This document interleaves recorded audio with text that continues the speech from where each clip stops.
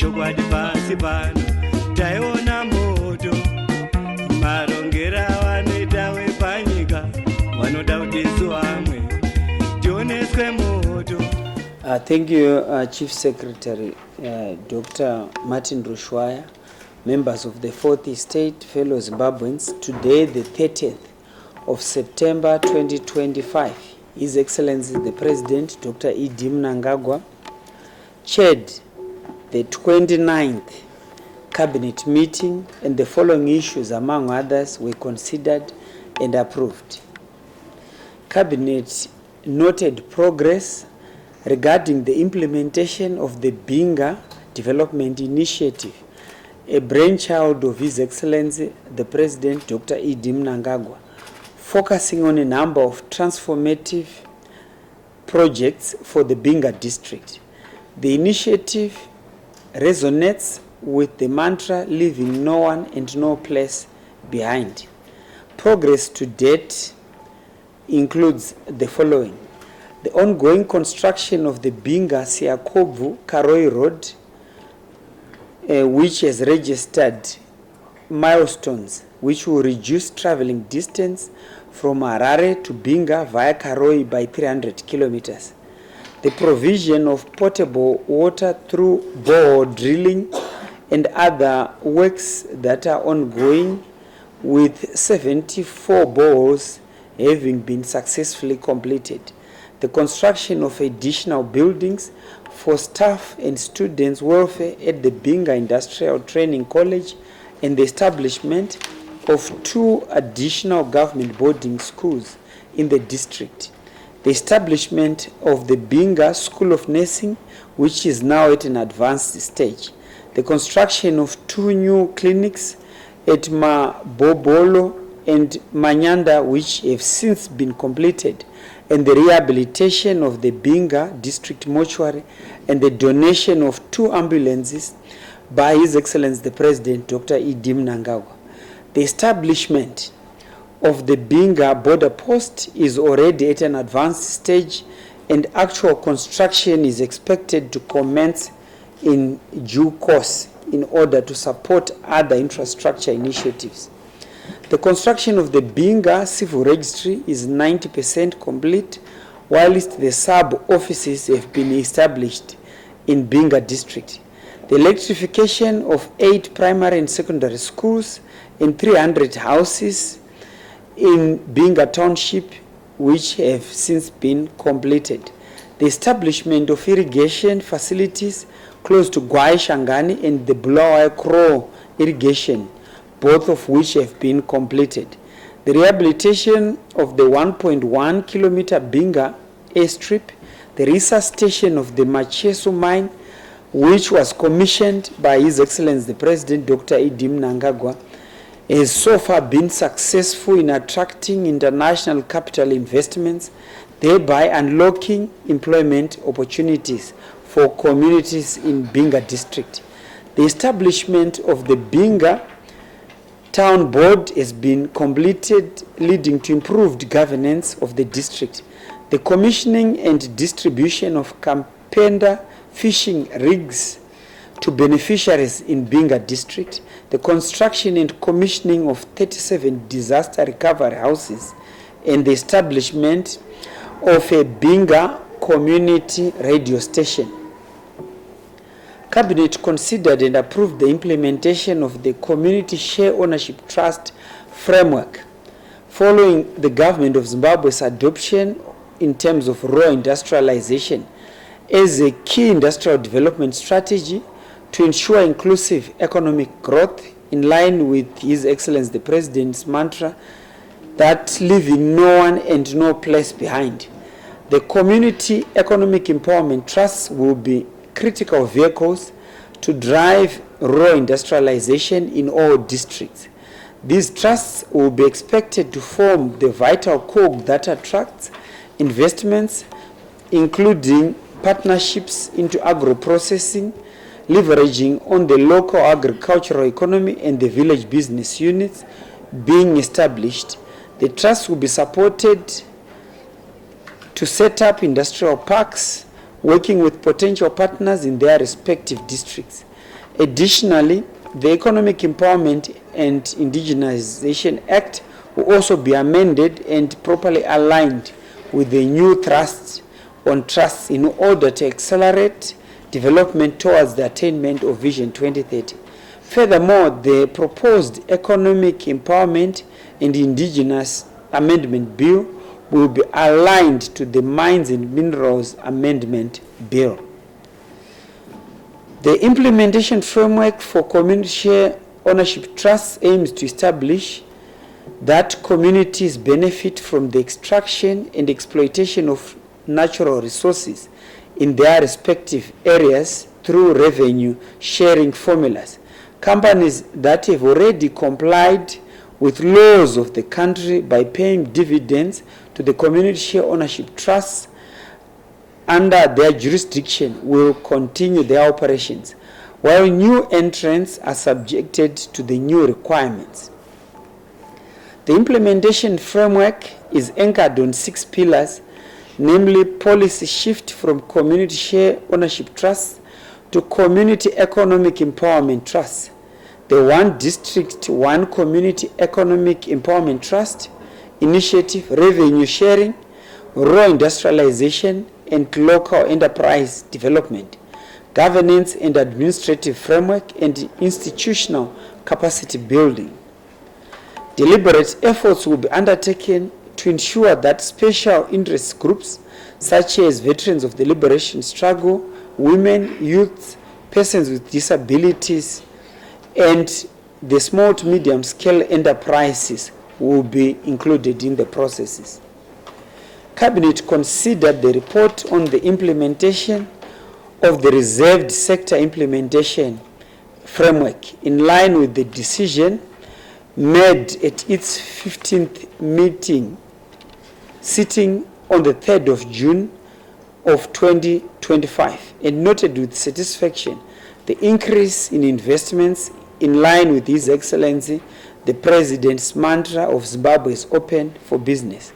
Cabinet agreed on the need to streamline operations in the reserved sectors, taking into consideration the balance between national interests and attracting investments into the country, and approved as follows: that henceforth there be exclusive reservation for local citizens in the following sectors: artisanal mining, barber shops, hairdressing and beauty salons, employment agencies, bakeries, advertising agencies, borehole drilling, clearing and customs, valet services, the provision of local arts and craft, marketing and distribution, tobacco grading and packaging, pharmaceutical retailing, estate agencies, transportation, including passenger buses, taxis, car hire services, haulage trucks and logistics services, grain milling, brick molding, quarry mining and granite mining, that there be defined reserved sector thresholds, that a just transitional framework for other businesses already operating in various sectors be developed. Cabinet considered and approved the Zimbabwe Global Skills Partnership Program.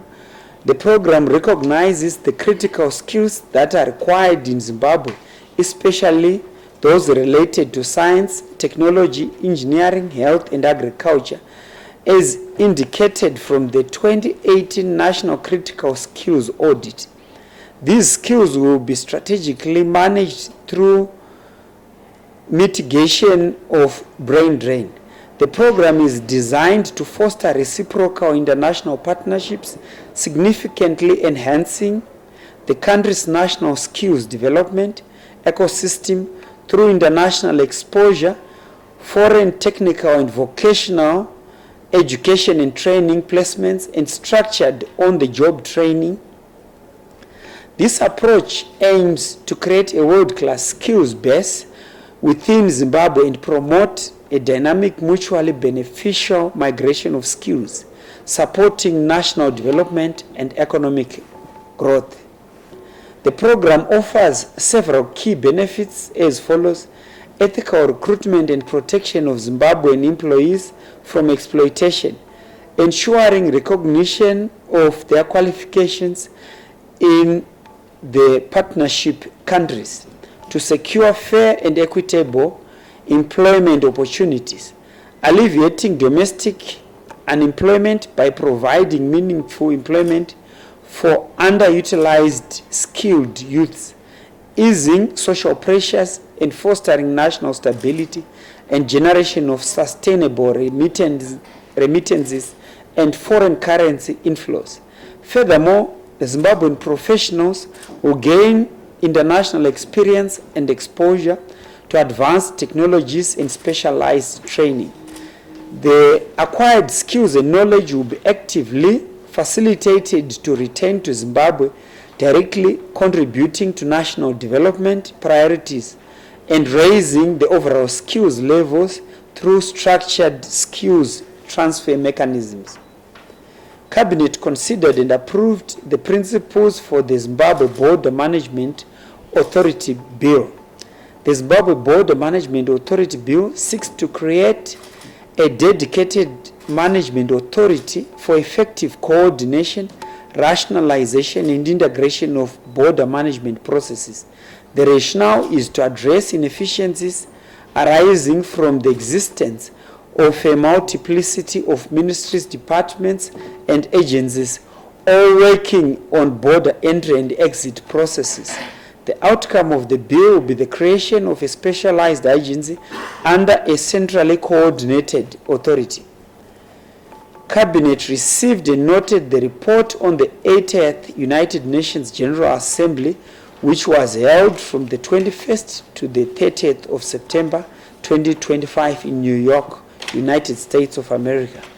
The key objectives of Zimbabwe's participation at the United Nations General Assembly were to promote multilateral and bilateral cooperation, engage with potential investors, as well as strengthen diaspora engagement, and also to launch Zimbabwe's candidature for a non-permanent seat on the United Nations Security Council for the term 2027 to 2028. In his speech delivered on his behalf by the Minister of Foreign Affairs and International Trade, His Excellency the President, Dr. E.D. Mnangagwa, reaffirmed Zimbabwe's commitment to renewed multilateralism and purposes and principles of the United Nations Charter. The President reiterated Africa's call for the reform of the United Nations Security Council, the international financial architecture, and global trading system. He also highlighted the importance of promoting peace and security, human rights, and attainment of the 2030 Agenda for Sustainable Development, and shared the successes that Zimbabwe has registered in its national development efforts. Zimbabwe successfully launched its candidature for a non-permanent seat on the United Nations Security Council for the term 2027 to 2028. The event was attended by over 200 delegates, a demonstration for Zimbabwe's bid. On promoting Brand Zimbabwe, on behalf of His Excellency the President, the Ministry of Foreign Affairs and International Trade hosted a business roundtable which was attended by American business leaders from various sectors of the economy, including agriculture, health, energy, mining, cybersecurity, and academia. During the diaspora engagement, the minister reassured the diaspora of the government of Zimbabwe's commitment to addressing their concerns and highlighted the investment opportunities that are in Zimbabwe. The Zimbabwean delegation also held several meetings to strengthen bilateral and multilateral cooperation. Cabinet received and noted the report on the 28th Universal Postal Union Congress, which was held from the 8th to the 19th of September 2025 in Dubai, United Arab Emirates.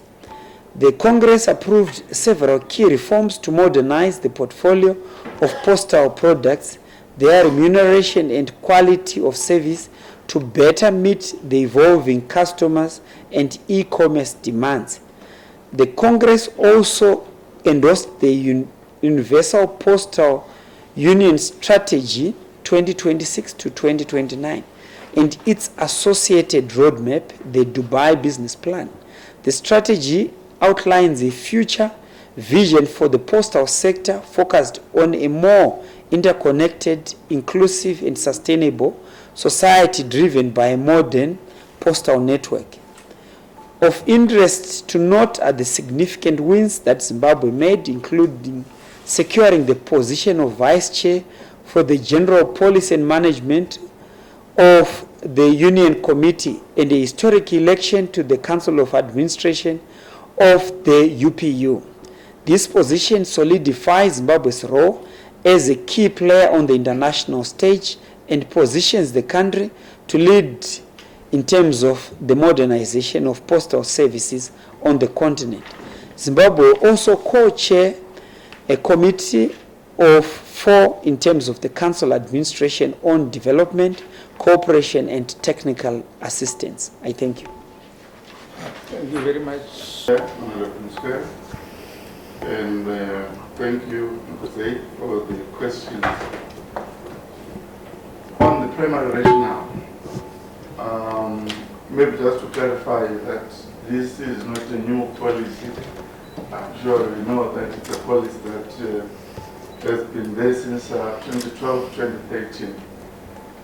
But we are just making it more effective, more implementable, and again, so that we can better achieve the aspirations of the policy. Reserve sectors ordinarily are those sectors that are observed to have low entry barriers and critical in our economy for the inclusion of our people to participate, also for employment creation. These are sectors that would ordinarily be providing support services to bigger sectors within the economy. So the rationale really is to say, as we anticipate accelerated growth of our economy, you would know that we have revised our growth prospect to around 6.6% this year. We need to grow this economy with our people. Our people need to be supported to participate more, and hence this policy. Again, our observation is that there is already participation of our locals, but there will be support mechanisms that will be put in place, particularly from a devolved structure of the economy from our provincial governments, to see how best we can provide necessary support for our people to participate more in this. If you listened carefully to the chairman as I was presenting, we have said that the reserved sector policy strikes a balance between our national interest as well as the need to continue opening Zimbabwe for business.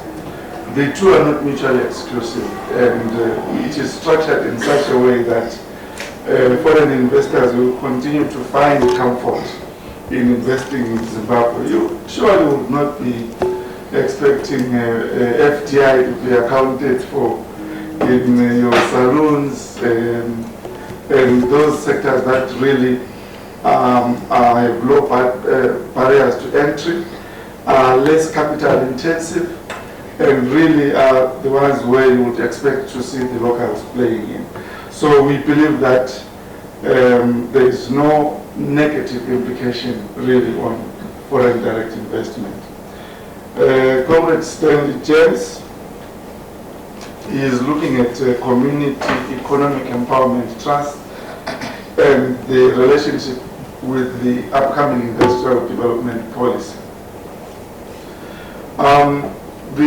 These trusts, they are already there, most of them. They just need some bit of capacitation.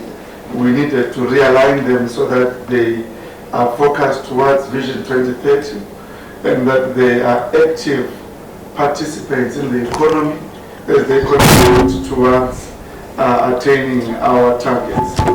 They will be very pivotal in promoting rural industrialization, in promoting local enterprise development, where we are looking at the local communities participating strongly in the supply chains or value chains of the companies that are operating within their jurisdictions.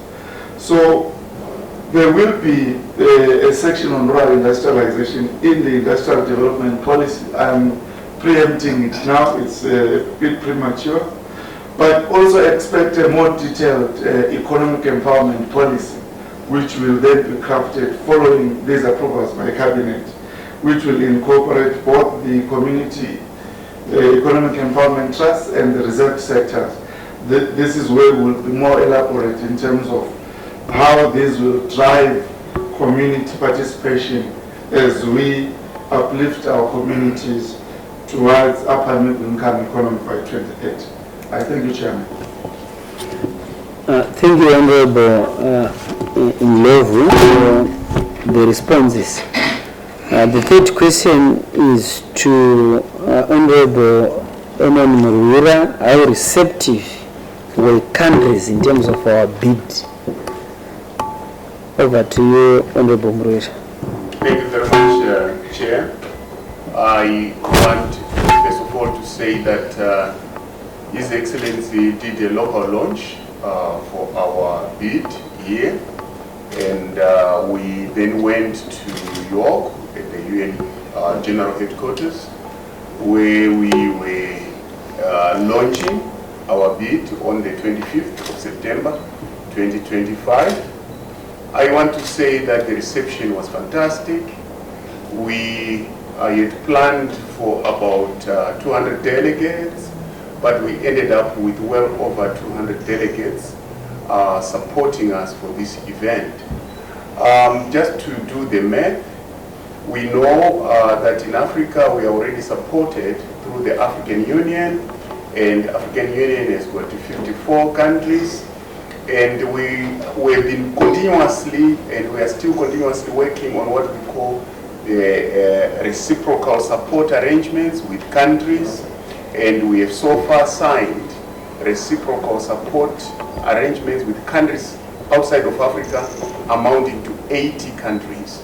So if you do your simple math, it shows you that at this early stage of the campaign, we already have got 54 African countries plus 80, which gives us 134. The minimum threshold that we need is 128. So it means we are already over that threshold.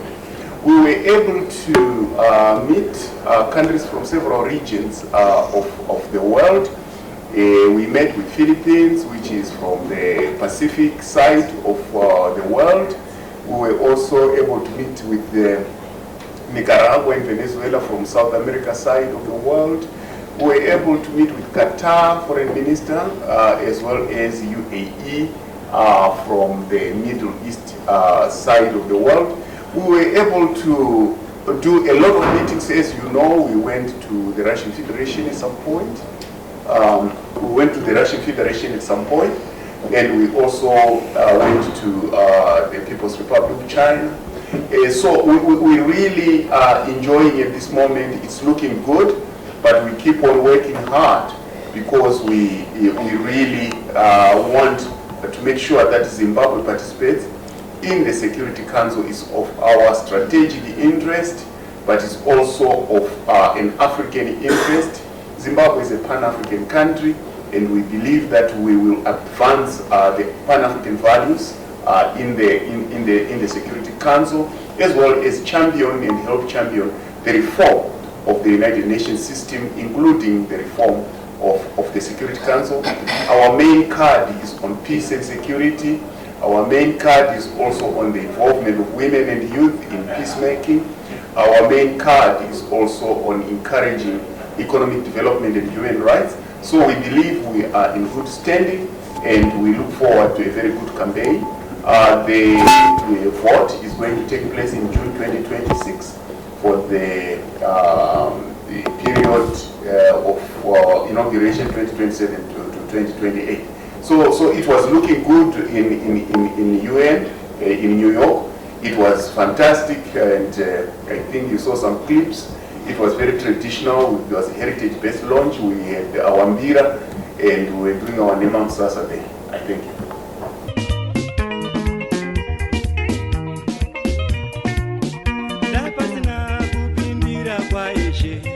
Chokwadi pasi pano